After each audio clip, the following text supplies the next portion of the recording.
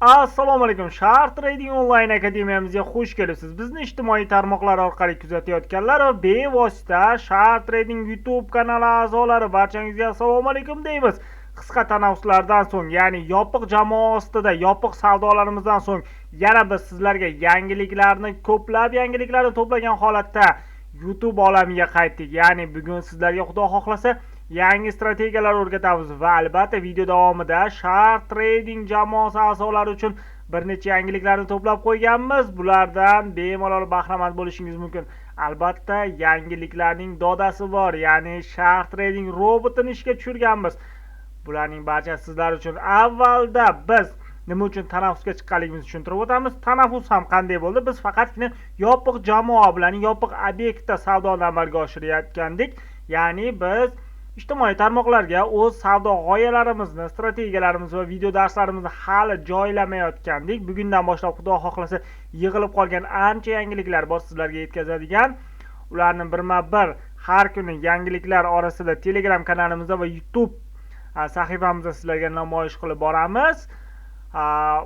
Endi esa bugun Xudo xohlasa ko'plarni qiziqtirgan yangi strategiyani sizlarga bo'lishmoqchiman. Ya'ni ko'pchilik yangilik payti aynan narx qayerga ketarkin deb o'ylab qoladi. Ya'ni 17:30 da yoki 18:00 da 18:30 dan keyin va hokazo. Ya'ni ko'plab yangiliklar chiqadi. Mana shu paytda qaysi tomonga zerk ochsam bo'larkin, ko'proq daromad qilib olardim degan o'ylar bor. Bugun Xudo xohlasa Shart Trading qanday qilib yangiliklarda savdo qiladi va ular tillada aynan yangilikni qanday qilib analiz qiladi, oldindan qanday qilib signal berayotgandi Telegram kanallarga, mana shu haqida bugun sizlar bilan gaplashamiz. Albatta oldindan beriladigan signallar, ya'ni narxning qaysi tomonga yo'nalishini hozirchalik o'rgatmayman.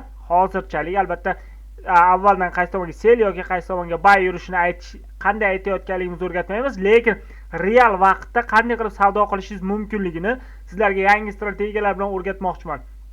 Ekraningizda ko'rib turibsiz, turli xil grafiklar chizib tashlaganmiz. Mana bunaqa grafiklar ko'pchilikni o'ylantirayotgan bo'lsa kerak, aslida buni nima uchun chizdi? Ya'ni bu nima uchun kerak va qayerdan o'tilgan istoriyaga qarab topmoqda deyishingiz mumkin. Xudo xohlasa hozir sizlarga tushuntirib beraman.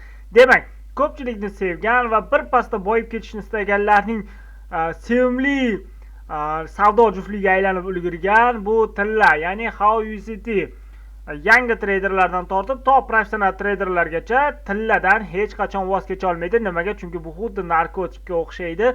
Juda ham tezda boyitib yuborishi mumkin yoki juda ham tezda sizni o'rningizga tushirib qo'yishi mumkin.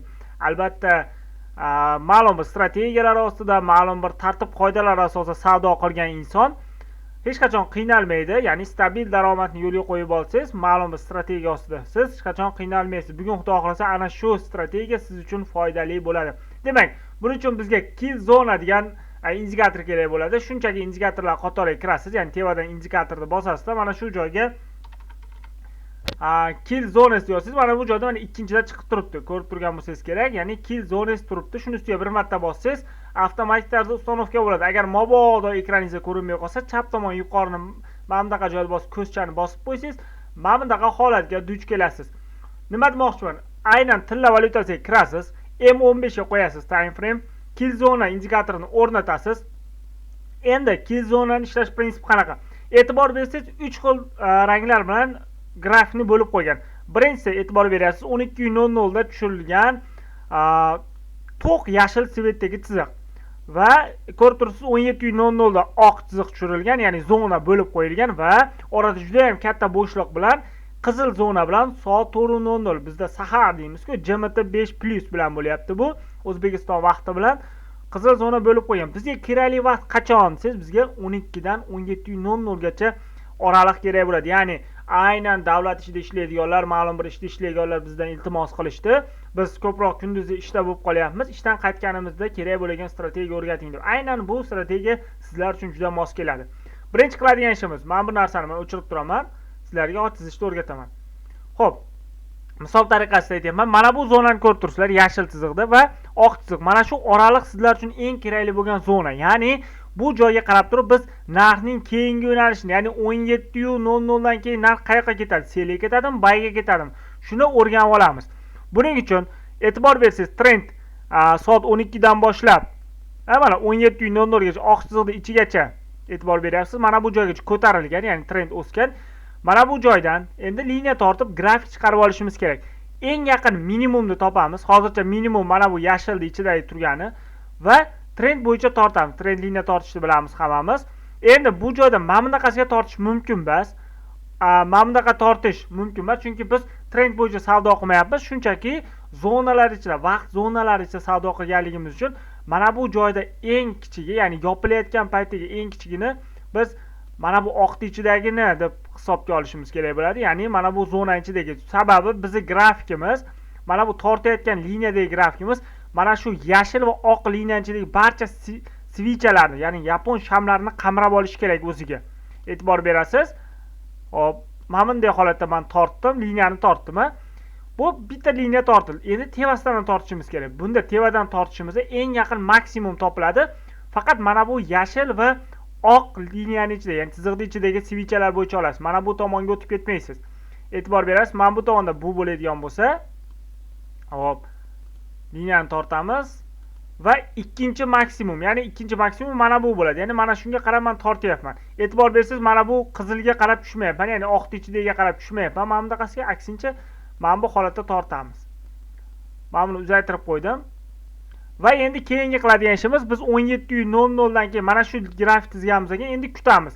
Narx qachonki, hop, mana bunaqa trayektoriya bilan yurib, ya'ni mana buni ichida yurib qaysidir tomonga buzib o'tganda, ya'ni buzib o'tib yopilganda biz o'sha yoqqa zdelka ochishimiz kerak bo'ladi. Endi e'tibor beradigan bo'lsangiz, hop, xos. Mana bu joydan mana bu svichamiz mana yaqinlashtiryapman, buzib o'tib yopilgan. Ko'rdingizmi? Mana shu joyda yopilgan. Demak, bizni keyingi qiladigan ishimiz mana shu joydan biz selga kirishimiz kerak. Ya'ni 17:45 da buzib o'tib yopilgan, M15 da selga kiramiz. Endi stop loss agar siz selga zdelka ochayotgansiz, eng yaqin maksimumning ustki qavatida bo'ladi, ya'ni ustida bo'lishi kerak. Take profit xohlasangiz stopga nisbatan 1/1 oling. Hammasini qoplaydi. Misol uchun 1/1 olsangiz 11 da bo'ladigan bo'lsa, bemalol pastgacha qoplaydi. Xohlasangiz 10 punkt yoki 20 punkt oling, bu sizning xohishingiz. E'tibor bersangiz, yaxshigina qulay bergan. Mana bu joydan selga kiradigan bo'lsangiz 3311 da va narximiz 3261 gacha qulay bergan. Bu hisoblaydigan bo'lsak, bu yoqdan 39 punktni 11 punkt, 50 punkt, 500 pips atrofida, ya'ni siz $100 bilan zdelka ochadigan bo'lsangiz, $500 daromadda bemalol yopsangiz bo'ladigan qulay bergan mana shu joyda. Bu bir kunlik edi. Keyin kunni ko'ramiz. Mana e'tibor bersangiz, men vaqtimiz tejashimiz uchun tizib tayyor qilib qo'ydim. Mana hozir men chiziqni o'chirib, boshqatdan tizib sizlarga ko'rsataman. Men nima qilyapman? 12 bilan 17:00 oradagi svichalarni qarayapman-da, chiziq tortishim kerak. Misol uchun bu tomonda narx qayoqqa yurishini bilmayman. Mana bu joyda narx tevasida bitta maksimum bor mana. Birinchi maksimum, ikkinchi maksimumlar tutashtiryapman va narxning pastki qismiga qarab tortib keldim. Hozir buni ko'tarib qo'yamiz mana. E'tibor bersangiz, tortib keldim. Endi pastki chiziq tortishimiz kerak. Men mana bu joydan torta olmayman. Mana bunday bo'lib ketadi. Bu umuman grafikka to'g'ri kelmaydi. Ya'ni mana bunday shaklga to'g'ri kelmaydi. Bu xato.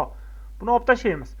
Endi nimaga? Chunki mana bu joyda birinchi minimum turibdi. Doimo birinchi minimumdan mana bu tomonda ikkinchi minimumga qarab tortamiz mana.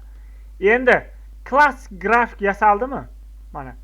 Ya'ni ko'pchilik klassikada savdo qilayotganlar bo'lsa, klassika nima desiz? Grafik shakllarga qarab savdo qilish. E'tibor berasiz, nima bo'lardi bu yerda? Qoida, agar tepaga buzib o'tib yopilsa bayga, pastga buzib o'tib yopilsa selga. Mana bu joyda mana pastga buzib o'tib yopilgan. Mana bu joydan biz bemalol selga kirsak bo'laveradi. Va e'tibor bersangiz, anchagina qulay bergan, pastga qarab anchagina qulaygan. Xo'p, stop lossimiz eng yaqin maksimumning ustki qavatida bo'ladi. Mana bitta svicha tevada bo'lar ekan. Endi kirish narximiz 3444, minimum qulash qismi esa yana ketgan, mana darchi pastga qarab ham ketgan. E'tibor bersangiz, yaxshini tushib bergan, lekin biz agar mana bu joyda o'zida yopgan bo'lganimizda ham 3373 da, ya'ni bu tomondan 28, 44 uje 60 dan oshiq, ya'ni 600 pipsdan ko'p daromad qilgan bo'lardik.